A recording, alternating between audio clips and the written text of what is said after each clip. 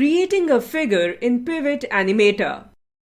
In Pivot Animator, creating a figure means building a custom stick figure by connecting simple shapes like lines or circles.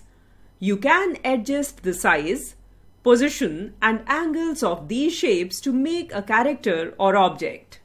To create a figure in Pivot Animator, follow the given steps. Step 1. Click on the File menu. Step 2. Select the Create Figure Type option. Step 3. Click on the Add Line tool. Step 4. Click on the segment handle and draw a line. Similarly, you can add more shapes in the stick figure. You can also change the color of the segments. To change the color, follow the given steps. Step 1.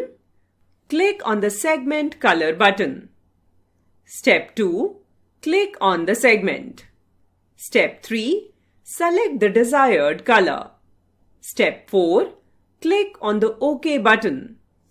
Step 5. Repeat the steps 1 to 4 to change color of other segments.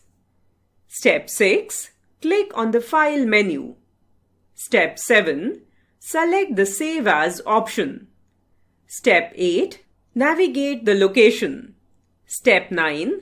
Type the name for the figure. Step 10. Click on the Save button.